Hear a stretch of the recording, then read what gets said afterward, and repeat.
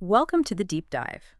We're the show that digs into fascinating sources to give you, well, the shortcut to being genuinely informed. And today we're tackling something pretty profound, a modern paradox that, honestly, probably affects you directly. In a world just packed with comfort, pleasure, instant everything, why do so many of us feel more anxious, maybe more depressed, just overwhelmed? Could the very things that are supposed to bring us joy, could they actually be the root of our struggles? Our listener, the learner, sent in some amazing sources, really cutting through the noise. They promised some surprising truths about a really powerful brain chemical, dopamine. That's exactly right.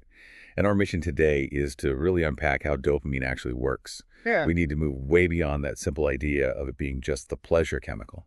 Right. We'll explore its deep connection, to how we experience both pleasure and pain, and crucially, drawing on some really groundbreaking work from a world-leading expert, we're going to figure out what we can actually do about it, how to find balance in this world of constant temptation. Okay, yeah, get ready for some eye-openers, I think. Definitely. Okay, let's dive in. Dopamine. Most people hear that word, they immediately think pleasure, but these sources, they point to something much, much deeper. So what's the fundamental thing we need to grasp about dopamine's real job? And how does that famous rat experiment fit in? Well, what's so fascinating, right, is that dopamine isn't just about feeling good. Fundamentally, it's about motivation. It's about seeking. Seeking, okay. Yeah, it drives us to go after things we need for survival. Think about that classic experiment. Scientists took rats, engineered them to have essentially no dopamine. Wow. Now, if you put food right in the rat's mouth, it'd eat it. No problem.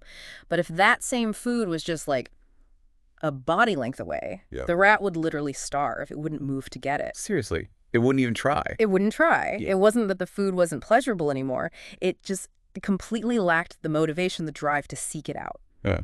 So that just powerfully shows dopamine's main role, driving us to get the things we need, even more than the pleasure we get from them. That's a huge distinction. And for you listening, this is critical because it means that feeling, that intense urge for something, maybe it's a notification, maybe it's a sugary snack. It's not just about pleasure. It's that deep, primal seeking drive kicking in. Exactly. And that connects directly to what's probably one of the most important neuroscience findings in like the last 75 years, the pleasure-pain balance. Okay, the pleasure-pain balance. Tell me more. So get this. Pleasure and pain aren't totally separate things in the brain. They're processed in the same areas. Really? The same place? Yep. Imagine them like opposite sides of a seesaw or teeter-totter. The brain naturally wants to keep that seesaw level, right? In a neutral state. Neuroscientists call that homeostasis, internal balance. Okay, makes sense. Like keeping things even keel. Precisely. And this is where neuroadaptation comes in. Yeah. That's your brain adjusting its sensitivity over time. And I love the analogy, they use the gremlins analogy. Or gremlins. Okay, Yeah. I'm intrigued. So when we get a big rush of dopamine, say, from eating sugar, playing a video game, scrolling social media, the seesaw tips sharply over to the pleasure side. Right, feels good. Feels good, but immediately the brain goes, whoa, gotta balance this out. So it sends these little imaginary gremlins to hop onto the pain side of the seesaw. Ah, to level it off. To level it off. But here's the kicker. The gremlins, well, they kind of like it there. They don't just hop off when things are level again. Oh, no. They stick around. They stay on until the seesaw tilts an equal and opposite amount over to the side of pain. So that's the crash, the come down. That's the come down. That's the hangover, that feeling of, or just that nagging feeling of wanting more. The gremlins are still there, weighing down the pain side. Wow. Okay, so practically speaking, this explains so much. Like why you have one piece of chocolate and suddenly you need another, or you watch one TikTok and an hour later. Exactly. Your brain isn't just seeking more pleasure in that moment. It's desperately trying to get back to level, trying to push the seesaw back up from the pain side where those gremlins left it. But often the only way it knows how is to get another hit, which just starts the cycle over. Which leads to that compulsive loop. Precisely. And if you zoom out, this connects to what the sources call the plenty paradox. The plenty paradox. Okay. Our brains, our basic wiring, evolved in a world of scarcity. Getting a reward like food usually meant a lot of effort up front. Think hunting a gazelle for hours, days maybe. Right, huge effort, maybe small reward sometimes. Tiny reward, comparatively. Now, contrast that with today. We live in this world of overwhelming abundance. We get these massive dopamine hits with almost zero effort. Like swiping on an app, clicking a button. Instant food delivery. Endless entertainment streams. The rewards are huge, immediate, and way more concentrated than anything our ancestors ever experienced. Our ancient wiring just isn't built for this level of easy-access dopamine. And you can really see the impact of that mismatch, can't you? I mean, look at the data. We have more wealth, more technology, more convenience than ever before. Mm-hmm. Yet global happiness surveys, they're actually showing people are less happy. Higher rates of anxiety, depression, especially in richer countries. That's a stark contrast. Yeah. It really suggests that this constant chase for the next pleasure hit, fueled by this mismatch, might actually be wiring us for misery because of that pleasure-pain balance constantly overcorrecting. So it raises the question, what kind of things can actually become addictive then? Is it just drugs and alcohol? That's the crucial point. Mm-hmm. The sources emphasize that anything pleasurable can affect dopamine and potentially become addictive. Anything. Anything that spikes dopamine. And it's really important to understand addiction isn't like a switch, on or off. It's a spectrum. Right. Mild, moderate, severe. Exactly. Mild, moderate, severe. And the reality is a huge percentage of us, maybe 90, 95%, probably engage in some level of compulsive overconsumption of something, whether it's food, shopping, social media, work. It's not some rare condition affecting only a few people? Not at all. And it's fundamentally a physiological issue, driven by these brain mechanics we've been talking about. It's not a moral failing. Dr. Anna Lembke, whose work is central here, she even shares her own story. Oh, really? Yeah, she talks about becoming addicted to, of all things, romance novels. Started with Twilight, apparently. Wow. Began as just a way to relax and escape. But then it escalated. She needed more graphic content. She started hiding her reading on an e-reader, became a chain reader, reading constantly. And started affecting her life. Big time. Insomnia, being irritable, less present with her family, less focused at work. It's a powerful example of how these seemingly harmless digital drugs, like social media, porn, even novels, can hijack the exact same reward pathways as substances. They're often engineered to do just that. That's sobering, especially coming from an expert. It really drives home how easily this can happen. You mentioned anything can be addictive. What's maybe the most, surprising or seemingly out there addiction that actually highlights this point? Well, Dr. Lembke tells this incredibly sad story of a patient who became addicted to water. Water? How is that even possible? After getting sober from severe alcoholism, this patient discovered that by drinking absolutely massive quantities of water, she can induce a state called hyponatremia, basically, diluting her blood sodium levels so much she became delirious. Oh, my gosh. It was her way of checking out, of achieving an altered state, just like with alcohol. Tragically, she ultimately died by suicide. It sounds almost unbelievable, but it just underscores how general these addiction circuits are. The brain just wants that escape, that altered state, and it can latch onto almost anything to get it. That's deeply unsettling, and it really highlights the vulnerability, especially you mentioned, for younger people. Yes, absolutely. Young brains, up until about age 25, are still actively developing. They're pruning connections, building circuits. Early exposure to these high dopamine activities can essentially hardwire those reward pathways in a way that's much harder to change later in life. Early habits really stick. Okay, so this paints a challenging picture of our modern world. But the good news is there are ways to find balance, right? What are the strategies? Yes, absolutely. The primary strategy that comes up again and again is something often called dopamine fasting. Dopamine fasting. Okay, what does that entail? It's not literally fasting from dopamine that's impossible. You'd be like those rats. Right, motivation gone. Exactly. Yeah. It means intentionally abstaining from a specific problematic substance or behavior. Yeah. Whatever your drug of choice is, you take a break for a set period. How long are we talking? Well, brain imaging studies suggest you might start seeing some improvement in the dopamine deficit after about 2 weeks. But for a real reset of those reward pathways, for noticeable clinical improvement, the general recommendation is 30 days, a full month. A month, okay. Yeah, it gives the brain a chance to basically regenerate its own dopamine baseline levels, allows those gremlins to finally hop off the pain side of the seesaw, and helps reset your reward threshold. That sounds simple enough, but I imagine it's not easy. Especially at the beginning. Oh, it's definitely not easy. That first period, maybe 10 days to 2 weeks, that's likely going to involve pretty intense withdrawal symptoms. Like what? Think anxiety, irritability, trouble sleeping, maybe feeling depressed, and definitely craving whatever it is you gave up. The sources are really clear. You will feel worse before you feel better. That's crucial to know going in, isn't it? Absolutely. You have to understand that the suffering is temporary, It's withdrawal mediated. It's your brain literally resetting itself. Getting through that is part of building resilience. Okay, so you managed to get through the 30 days. Hmm. How do you maintain that balance? How do you avoid falling back into old patterns? That's where the concept of self-binding comes in. It's about proactively creating barriers between yourself and your drug of choice. Barriers, like willpower. Less about relying just on willpower, which, let's be honest, can be pretty unreliable when cravings hit hard. True. Self-binding is about creating literal barriers Yeah. and also what they call metacognitive barriers. Okay, literal first. Literal things like maybe putting your phone in a lockbox or kitchen safe at night, getting tempting foods completely out of the house, deleting apps, making access physically harder. I personally thought I had decent willpower until I tried keeping my phone out of the bedroom. It's surprisingly tough until you create that physical distance. Ah, I can imagine. Okay, and metacognitive barriers. That's more about planning and setting rules for yourself. Oh. Things like setting strict time limits for using certain apps or websites.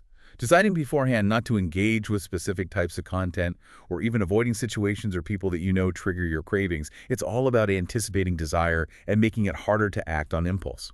So being strategic about your environment and your rules. Exactly. Less reliance on in-the-moment willpower, more on thoughtful planning. Okay, that makes sense. Now, there was another strategy mentioned that sounded kind of counterintuitive, something about seeking pain. Ah, yes. This one is fascinating. Seeking pain as a pathway to pleasure.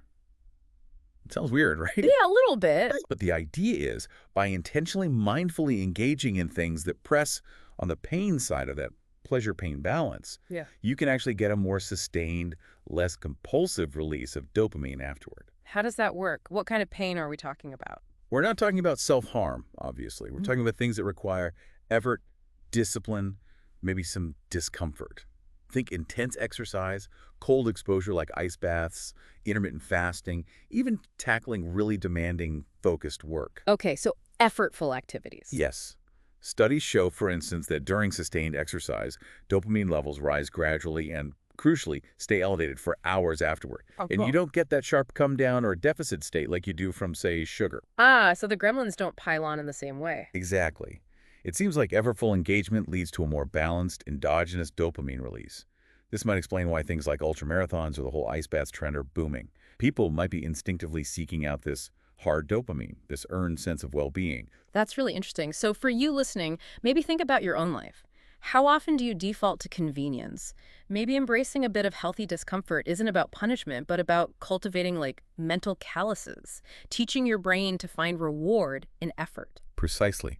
It builds resilience and leads to a deeper, more stable kind of satisfaction. Okay, what else? There was something about honesty. Yes, truth-telling and radical honesty. This is another powerful one. The idea here is that lying, even seemingly small white lies, creates internal conflict and stress. Neurologically, it might actually weaken the connection between our prefrontal cortex, the part responsible for judgment and impulse control, our brakes and our limbic system, the reward pathway, our accelerator.